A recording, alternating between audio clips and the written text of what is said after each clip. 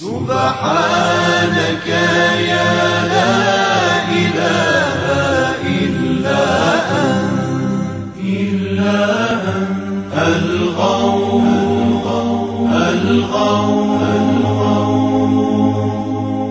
خلصنا من النار يا رب. اعوذ باللہ من الشیطان اللعین الرجیم. بسم اللہ الرحمن الرحیم. قال رسول اللہ صلی اللہ علیہ وآلہ وسلم: ایہا الناس انہو قد اقبل الیکم شہر اللہ بالبرکۃ والرحمۃ والمغفرہ. ناظرین اکرام،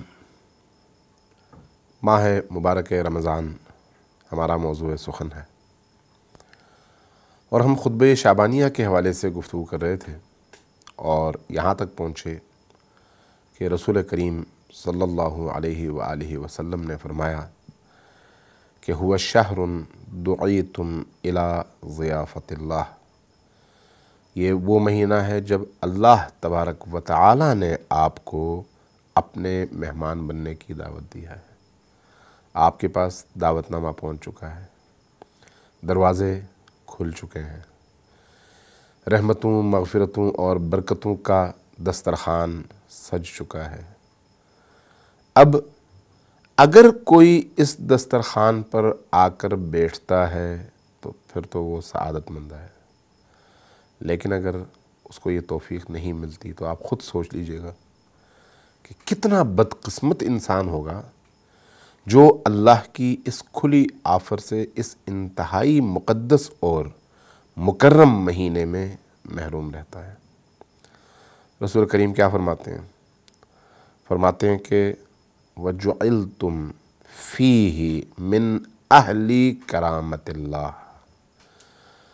اللہ تبارک و تعالی اس مقدس مہینے میں آپ کو اپنا مہمان بنا کر وہ اعزاز عطا کرتا ہے کہ آپ اہل کرامت قرار پاتے ہیں.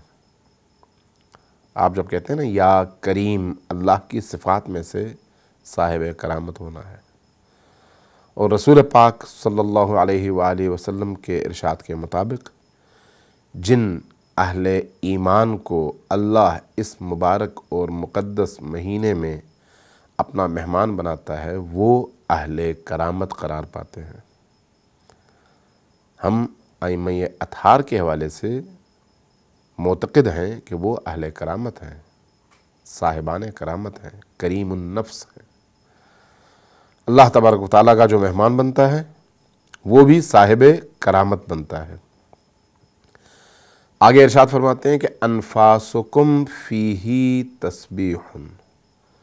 اے روزہ دارو، یہ وہ مہینہ ہے جس میں یہ جو تمہاری سانسیں ہیں نا، جو تمہارے اپنے اختیار میں نہیں ہیں، جو تم نہ اپنے اختیار سے روک سکتے ہو اور نہ اپنے اختیار سے حد سے زیادہ سانس لے سکتے ہو، لیکن اس کے باوجود کہ تمہارے اختیار میں نہیں، اللہ تبارک و تعالیٰ کہتا ہے کہ انفاسکم فیہ تسبیح، تمہاری سانسیں اس مہینے میں عبادت قرار پاتی. آپ سوچ سکتے ہیں کہ عبادت اگر آدمی کے اختیار سے باہر کی چیزیں بھی قرار پاتی ہیں تو اللہ کی رحمت کے دروازے کتنے کھلے ہوئے ہیں. فرمایا وَنَوْمُكُمْ فِيهِ عِبَادَةٌ. یہ جو تم نیند لیتے ہو، سوتے ہو، نیند پر انسان کا اختیار نہیں ہے. نیند شعور کی کیفیت میں نہیں ہوتی. جب انسان نیند میں جاتا ہے، سو جاتا ہے، تو اس کے بعد اس کا اختیار اس کے اپنے ہاتھ میں نہیں رہتا. خود اس کو بھی نہیں پتا ہوتا کہ وہ نیند کی کیفیت میں کس حالت میں پڑا ہوا ہے.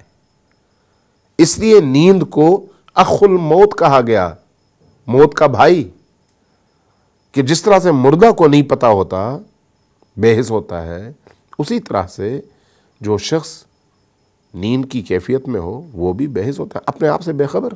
آپ جب سوتے ہیں تو آپ کو پتا ہوتا ہے کہ آپ کہاں پر ہیں، آپ کے ارد گرد کیا ہو رہا ہے. عبادت ہمیشہ شعوری اعمال کو قرار دیا جاتا ہے، لیکن یہ اللہ تبارک و تعالیٰ کی کرامت ہے، اس کا تفضل ہے کہ اس مبارک اور مقدس ترین مہینے میں جو انسان بے خبر سوتا رہے، اس کے اسی سونے کو وہ کریم ہستی عبادت قرار دے رہی ہے۔ وَنَوْمُكُمْ فِيهِ عِبَادَةٌ وَعَمَلُكُمْ فِيهِ مَقْبُولٌ۔ باقی اوقات میں آپ عمل انجام دیتے ہیں، لیکن آپ کے عمل کی قبولیت کا آپ کو بھی نہیں پتا ہوتا۔ ضروری نہیں ہے کہ آپ کا عمل مقبول ہو، لیکن اللہ کے رسول کا ارشاد ہے کہ یہ وہ مہینہ ہے جس میں اللہ درگزر کرتا ہے، وہ بہانہ ڈھونڈتا ہے کہ کسی طرح سے میرا بندہ اس مہینے اور مقدس اوقات اور ساعات کے فضائل سے بہرمند ہو، فائدہ اٹھائے، اس طرح سے آئے کہ وہ جو کچھ کرے میں قبول کر لوں۔ لہذا فرمایا کہ وَعَمَلُكُمْ فِيهِ مَقْبُولٌ، تمہارے اعمال اس مہینے میں مقبول عند اللہ ہے۔ وَدُعَاؤُكُمْ فِيهِ مُسْتَجَابٌ، بہت بڑا مقام ہے کہ انسان اس مقدس مہینے میں دعا مانگے اور اس کی دعا مقبول درگاہ الہی ہو اور مستجاب ہو۔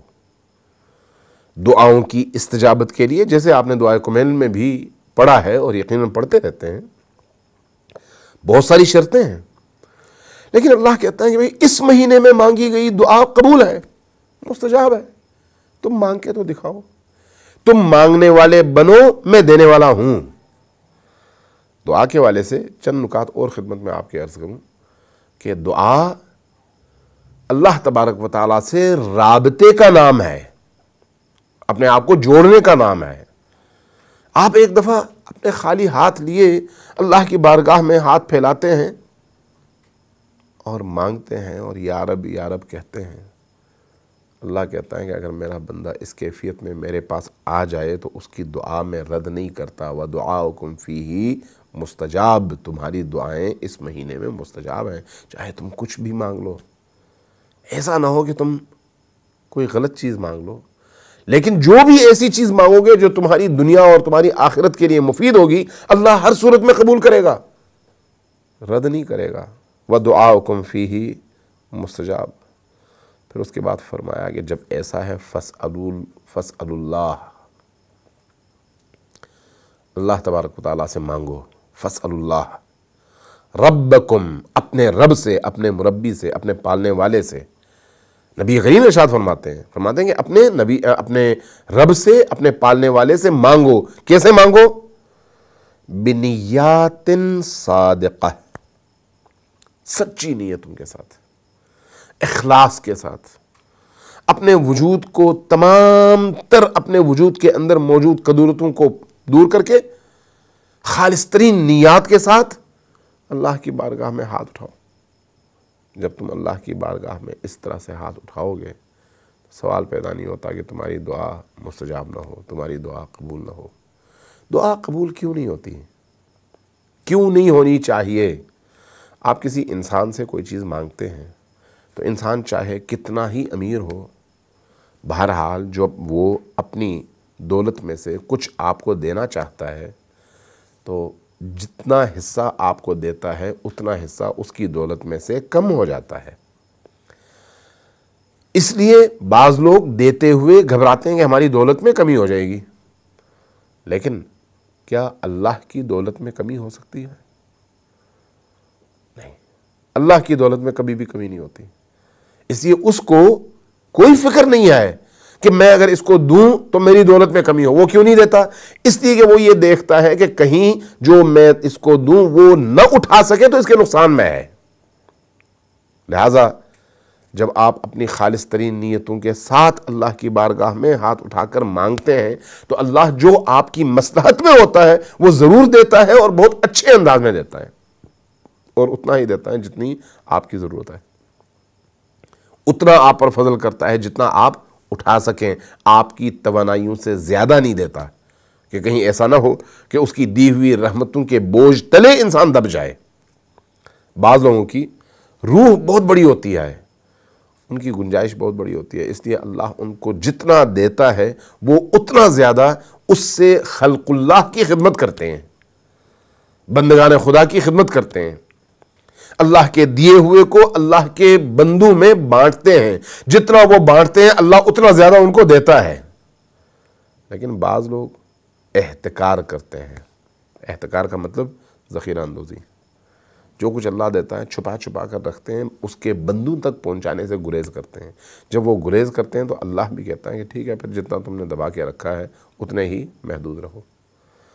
لہٰذا اس مہینے میں اگر کوئی شخص خالص ترین نیت کے ساتھ اللہ کی بارگاہ میں سوال کرتا ہے اور مانگتا ہے تو اس کو مطمئن ہو جانا چاہیے کہ اس کی وہ جو دعا ہے وہ مستجاب ہے، اور اس کی دعا کو کبھی بھی اللہ کی بارگاہ سے رد نہیں کیا جا سکتا۔ اور آگے فرمایا کہ بقلوب طاہرہ، جب تم اللہ کی بارگاہ میں جاؤ تو نیات صادقہ، سچی نیتوں کے ساتھ، اخلاص کے ساتھ، لیکن اس سچی نیت کے ساتھ ایک شرط اور ہے، وہ یہ ہے کہ تمہارے دل پاکیزہ ہوں۔ قلوب طاہرہ، دل پاکیزہ ہوں۔ دل اگر نجس ہو، دل اگر آلودہ ہو، دل اگر نجاستوں سے بھرا ہوا ہو تو پھر اس نجاست بھرے ہوئے دل سے نکلی ہوئی دعا کیسے اللہ کی بارگاہ میں مستجاب ہو سکتی ہے؟ نور کی وادیوں میں نور ہی داخل ہو سکتا ہے۔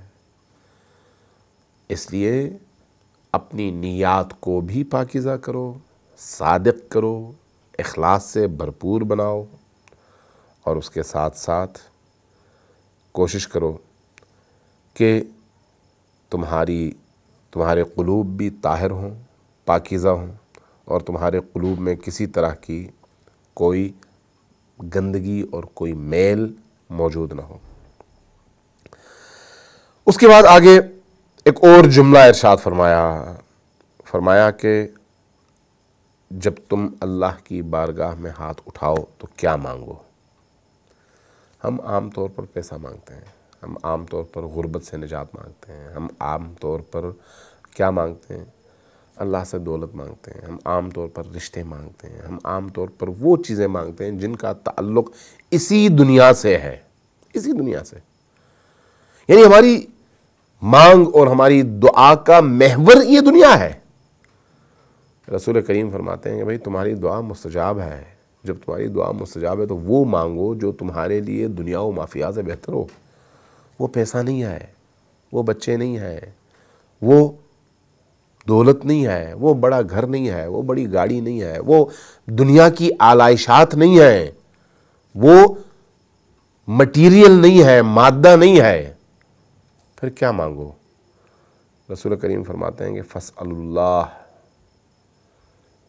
رَبَّكُمْ، اللہ سے مانگو، اپنے رب سے مانگو، بنیات صادقہ وقلوب طاہرہ، پاکیزہ دلوں کے ساتھ اور صادق ترین نیتوں کے ساتھ۔ کیا مانگو؟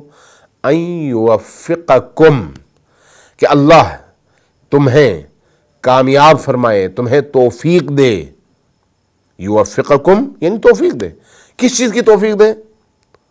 لصیامہ ولتلاوت کتابہ، کہ تمہیں حقیقی روزہ رکھنے کی توفیق دے، اور حقیقی روزے کے ساتھ اس کی کتاب یعنی کلام اللہ کی تلاوت کی توفیق دے۔ یہ مہینہ بہار قرآن ہے۔ بہار قرآن کا مطلب ہر طرف اللہ کے کلام کی گونج ہے۔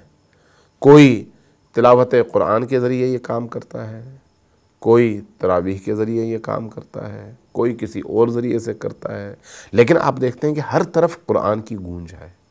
اس لیے کہ اس مہینے کو بہار قرآن کہا گیا ہے، ربیع القرآن، الرمضان، رمضان المبارک ربیع القرآن ہے۔ جب ایسا ہے تو ایک ہی دعا کرو کہ اللہ تمہیں صحیح روزہ رکھنے کی اور اس روزے کے ساتھ ساتھ تلاوت کلام خدا کی توفیق عطا فرمائے۔ اللہ ہم سب کی ان دعاؤں کو مستجاب فرمائے اور ہمیں اہل دعا بھی بنائے اور اہل تلاوت کلام خداوندی بھی بنائے۔ والسلام علیکم ورحمۃ اللہ وبرکاتہ۔